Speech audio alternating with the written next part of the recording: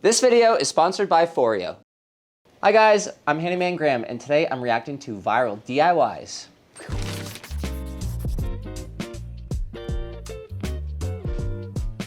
For today's video, Alessandra has compiled a whole bunch of viral DIYs. I'm gonna be reacting and reviewing each one of these DIYs. Speaking of amazing sidewalk finds and DIYs, I'm gonna be taking submissions for a future video of DIYs that you guys have done. So if you guys have DIY'd something, whether it be an incredible DIY or something that you're not so proud of, feel free to submit a photo in the link in the description. And you guys can also submit amazing sidewalk finds you've also found as well. Okay, so keep an eye out for that video in the future, and you never know, you might have your own DIY featured on the channel. Have you had a coffee yet?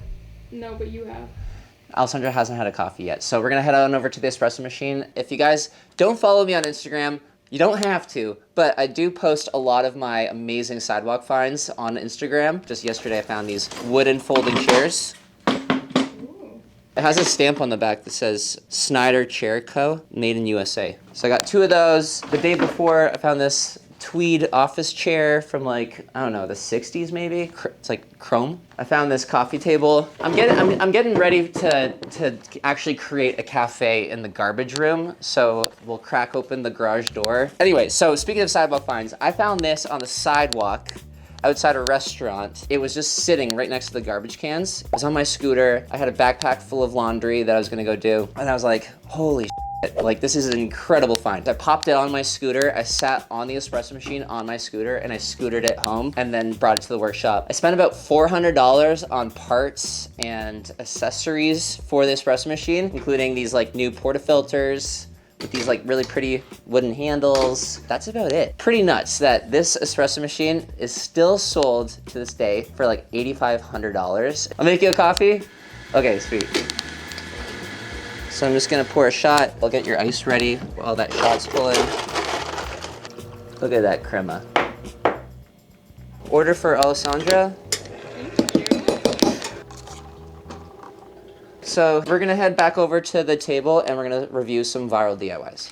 Okay, how insane is that coffee setup? I know we gotta get started on this video, but like how nuts is that espresso machine setup? I'm gonna be chasing that dragon the rest of my life. That feeling I got when I found that machine on the sidewalk, I have never experienced anything quite like it. It was incredible. And also, I just wanna thank DeMello Coffee Roasters in Toronto for the amazing coffee. They've supplied me with the coffee for the workshop for myself and the team. So thank you so much. Go check them out for some delicious coffee. Okay, so enough of the introduction. Let's get going on these viral DIYs. Okay, so I have the list of all the viral DIYs on my computer here, so I'm just gonna be clicking through them one at a time. The first video that I'm gonna pull up is labeled as faucet fail. So the credit for this video goes out to Alta We Home on TikTok.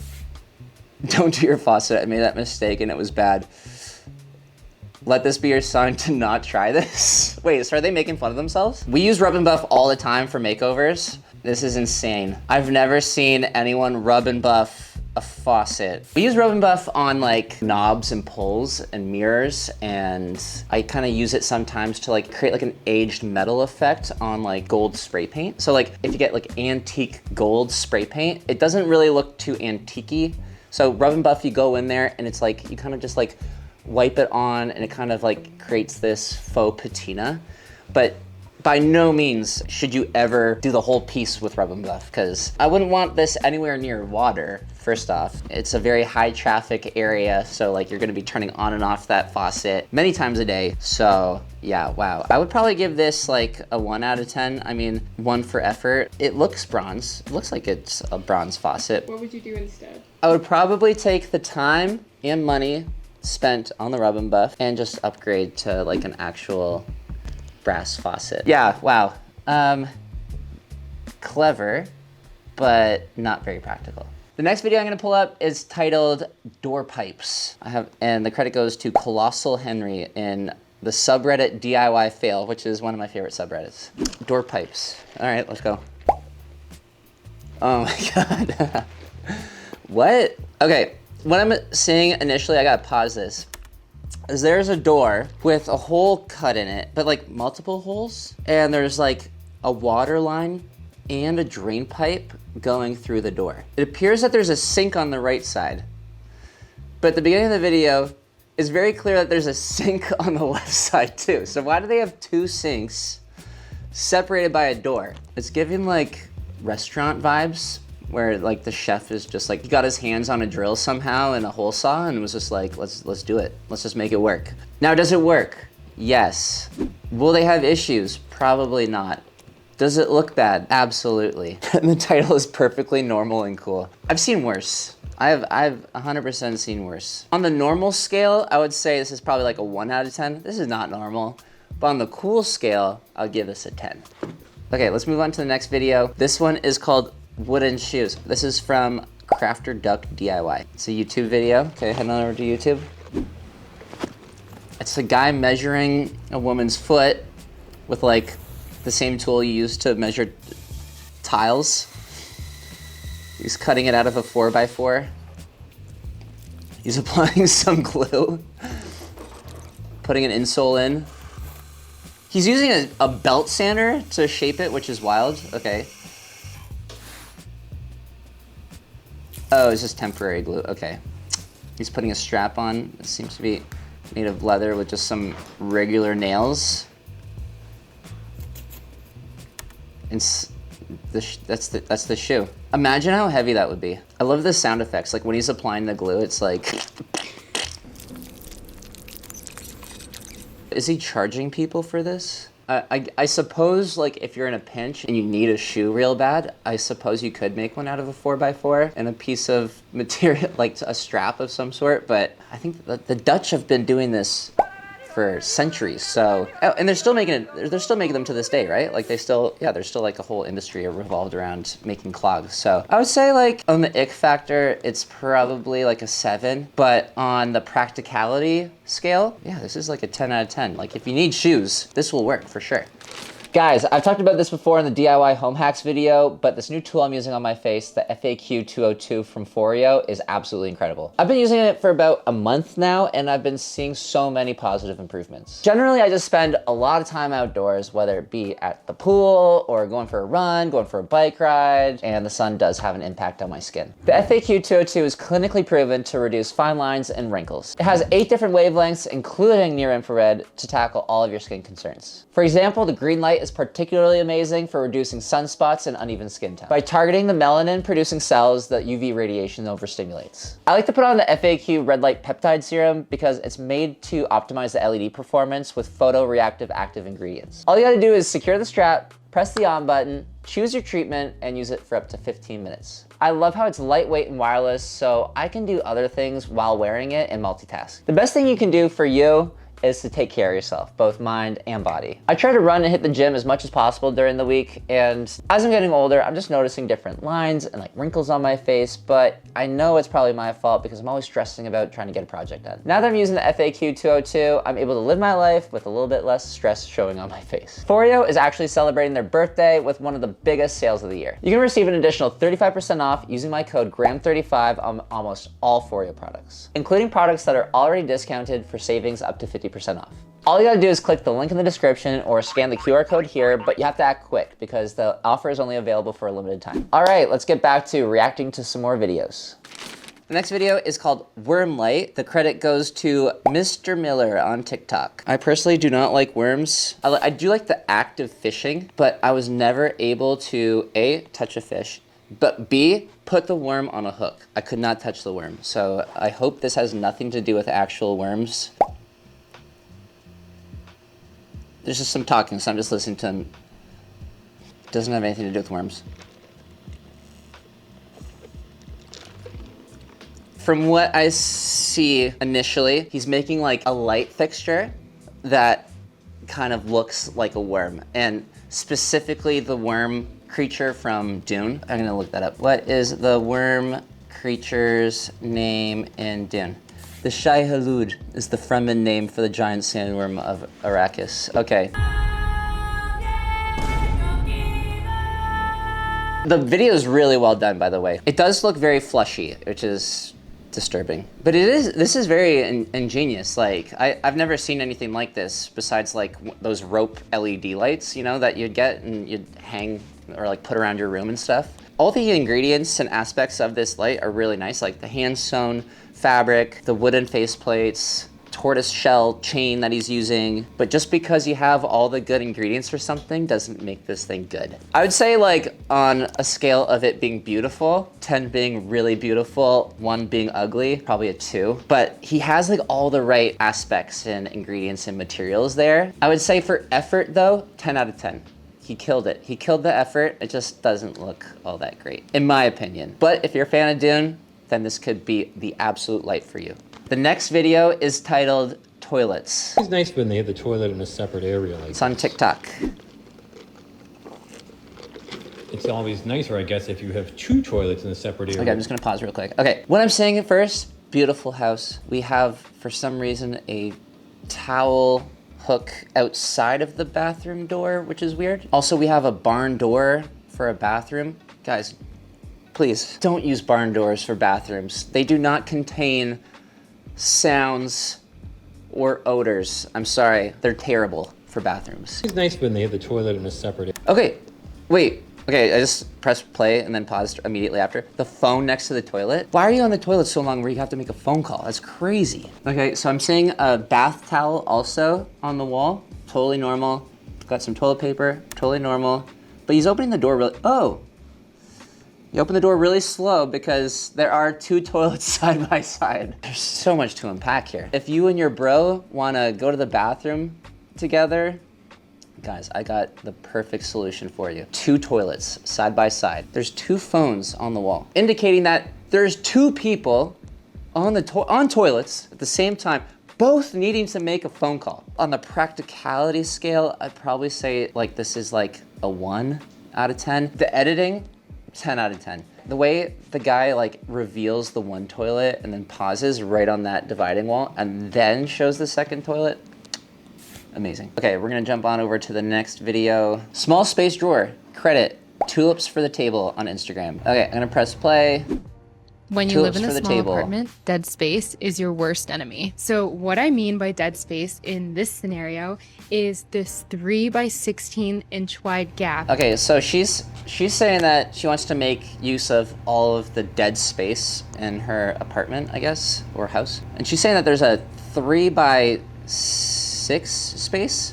That you can see would actually fit things pretty well. Girl. Things fall down it all the time. That's not dead space. That's just move your dresser over, and there'll be no dead space there. But it's currently dead space because I can't actually use it to store these things. So we're gonna take a quick trip to Home Depot and see if we can change that.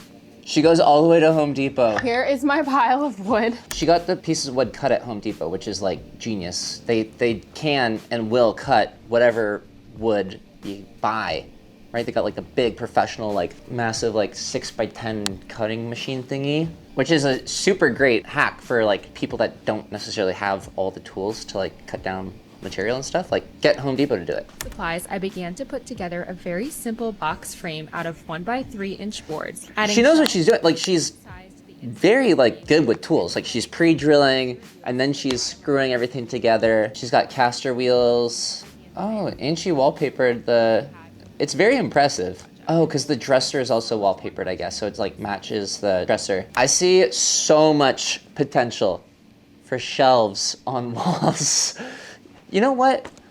Let's put shelves in front of the windows too. Windows are dead space. What is she doing? More power to you for tackling a DIY project for a small space and like creating a solution. Like that is awesome. But like what's easier? Hand making this custom made drawer situation that fits beside your dresser, or putting a beautiful floating shelf above your dresser and you can keep all your stuff up there. Tulips for the table. Great job, looks amazing. Functional, practical, looks good. Not personally for me, but I'm glad this exists in the world so you can see what different options look like. Okay, on to the next. Sanding content. So this is by Nova Bay Real Estate. Okay, first red flag. Yeah, no, this is a great hack. I've seen this before. I've never tried it personally, but you can grab different sponges, shapes, sizes, thicknesses. So some sheets of sandpaper actually have an adhesive backing to them, or you can get like Velcro. So you can like glue a piece of Velcro onto the sponge. However, what I see right here is that they're taking a relatively small sponge, no judgment. They're using it for hand sanding, which is great, but they're also attaching this tiny little sponge to a random orbital sander. And if you guys use random orbital sanders before, you know that they want to spin like freaking crazy. So I would say for better results and for just ease of use, attach a piece of sandpaper to a sponge to a sander that doesn't spin. Yeah, this is a great hack. Highly recommend if you guys are refinishing or upcycling furniture. Okay, on to the next one. This is caulking. Credit, Prime Painting. Should we do it? Should we go do the correct thing? Ha ha ha ha! Never! Let's make poor decisions! Woo!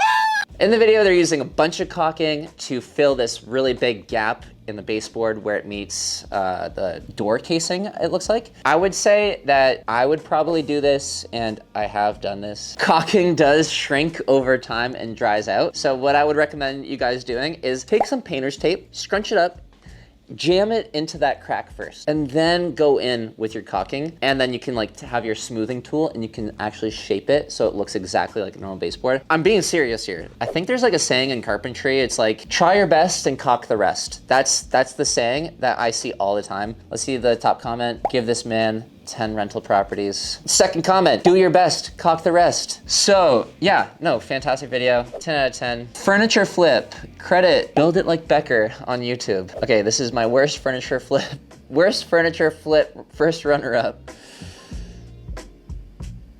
It's a really nice looking dresser. It's very dainty. They're doing this outside, incredible work. Whenever you're using toxic chemicals to remove the paint stripper stuff, wear the appropriate gloves. Do it outside, well-ventilated area, especially if it's lead paint. They have one of the fancy sponge sanders.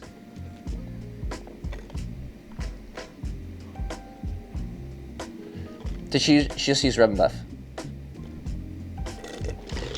She used the spray paint and Rub and Buff combo, like we just talked about. What does she mean it's the worst DIY furniture flip? It turned out beautifully. It looks beautiful, 10 out of 10. The amount of care and attention that went into finishing this project, also just a 10 out of 10. Okay, ceiling paint. Credit, Peyton Leafkeeper. And some of y'all need more whimsy.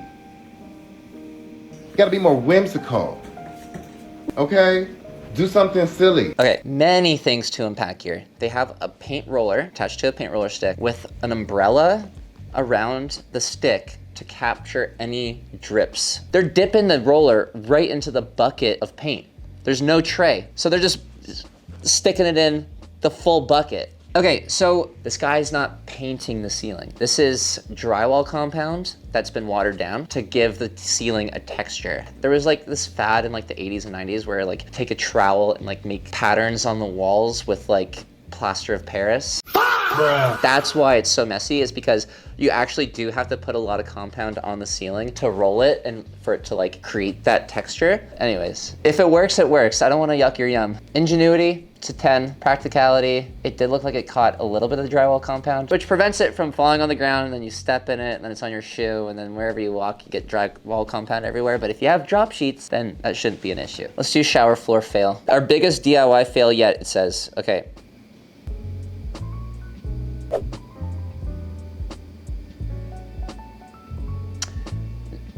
Yeah, okay, it's not sloped to the drain. So yeah, all that tile would have to be hammered, broken up, re-leveled, and sloped towards the drain. And then you hope that you don't damage the waterproof membrane. Ugh, yeah, that is such a pain in the ass. Now, depending on how bad it could be, you could also just have a squeegee in the bathroom and you just squeegee it into the drain. And that could be a quick, easy fix. But you definitely do not want standing water in your shower, because it could cause all sorts of different issues over time. Top comment, let's see. Time to get a little squeegee. Guys, I just love going into the comments and seeing other people think the same way as me. The shower looks beautiful, 10 out of 10. The water pressure looks incredible, another 10 out of 10. The lighting niche, imagine all the soap bottles you could have. But the slope, 1 out of 10. You can do better. So the next one is DIY stained glass. Should I like guess, just based on that title? Like maybe they make it out of like sugar, You can guess. candy or something maybe? I'm gonna press play. Last week I added a doorway to my apartment's kitchen. Yeah, so he's making like a doorway. But I'm not done just yet. He's making like a Today wood is part 4 of doorway, my make kitchen it look makeover. more If like you're new here, I'm Spanish Marco, and revival. I'm building my dream kitchen using affordable and renter-friendly techniques. So not that long ago, I visited Mexico City and was so inspired by all of the color my culture uses and wanted to incorporate that in my kitchen's design. One of my most popular videos was when I added DIY stained glass to my windows. So it got me thinking. His content, like I'm just watching his video, like I'm like sucked in. His videos are awesome. Why not add a stained glass window to my door frame? So I went to Lowe's and got some materials. Instead of getting regular glass, I got plexiglass because it's lighter, easier to cut, and at the end of the day... Yeah, he's using plexiglass, which is super easy to use because it kind of just cuts like wood. So you can use all the tools that you use to cut wood to cut plexiglass. My tip for you guys, if you are gonna be doing this DIY at home, is that use safety goggles and also maybe some gloves. I find plexiglass can actually be quite sharp. Also, depending on the tool you're using, it can make the plexiglass shatter and little sharp, jagged plastic bits fly everywhere, so just be careful. It looks about the same. I also got a small piece of wood which is gonna frame the stained glass. Once I saw my idea was gonna work, I stained the wood and got started with the stained glass. I first laid down the grid with these faux lead lines and then started adding the color. I'm not gonna lie, I was so scared when I started putting down these colors. It looked like a toddler's piece of art, but I trusted really the process and let it dry, and sure enough, it started looking really good. In order to secure it, I used a couple of nails and then added some caulking to the sides. And just like that, I completely transformed. He did like the paint like kind of textured like, just like stained glass would be. I think his only mistake here is that he used white caulking. If you go into a hardware store and go to like the caulking section, they got like transparent, white, black, brown, and those are kind of like all the colors you can get. But if you go into the tiling section of the hardware store, you can get color matched silicone that's meant for like tile. And you can get all sorts of different colors there. And depending on your hardware store too, you can actually get custom tinted caulk as well. So what I would have done was probably get like a dark brown caulk that kind of matched the wood tones and sealed the window up that way. This doorway and added a little piece of Mexico to my home. But yeah, it looks amazing. The colors he used are amazing. It looks authentic. I'd say that's a very approachable and easy DIY to tackle on like a Saturday or a Sunday morning. And it actually makes a huge impact in your space. So yeah, 10 out of 10, definitely a fun project. And I'd say if you're looking for more easy, approachable DIY projects for your house, go check out Want Zamora's Instagram, because he's got all sorts of stuff. We're gonna go on to Italian Hack. It's on Instagram. Let's go check it out. An old Italian carpenter's trick. Sanding something. Gather some sawdust, the finer the better. Mix it with wood glue and you got custom wood filler. Am I right? Let's see. Okay, he's just making more dust. He's literally just cutting wood to make dust. Okay, well, yes, the dust looks great. And then mix a ton of wood glue. Yeah, but this isn't the sawdust you should be using, FYI. Okay, but yeah. He's mixing the sawdust and the wood glue together. Yeah, I only use Type-On 2 for this. It's important that it's water resistant, but not waterproof. Why? Oh, he's baking something? No, he's making cookies? He's making gnocchi. Oh my goodness. I'm so confused what's going on here. He's boiling it. Brown butter and sage, are you kidding? Wait, he's not gonna actually eat it though. Okay, that is not the same gnocchi. That is actual gnocchi. Okay, it's a joke, it's a joke. Okay, but a lot of these tips are actually come from like a good place. If you ever want like your own custom color matched wood filler, you grab some sawdust. So this is like mahogany sawdust here, and you mix it with some wood glue, kind of creates like a custom wood filler, and then you just put it in cracks and holes and stuff. Sometimes wood filler, it's like too contrasting, like it's too noticeable, so this just makes it less noticeable. I really like to balance out all the microplastics I eat with some micro woods too. This video was directed and produced by John Termite. Yeah, incredible. Incredible. I wonder how it tasted. Okay, this is Glizzy DIY. This submission comes from Amanda. DIY hot dog. Okay, I sent the shoot crew this guy's content before, because he does these like top 5 best country songs, and then they're like just really stupid. But yeah, this guy's freaking hilarious. Kind of takes like blue collar redneck content, and he looks the part. So I mean, like I think he's just making fun of himself. Yeah, he's just making a hot dog A hot dog wind chime. He has an ABBA tattoo on his hand. Oh, I didn't notice.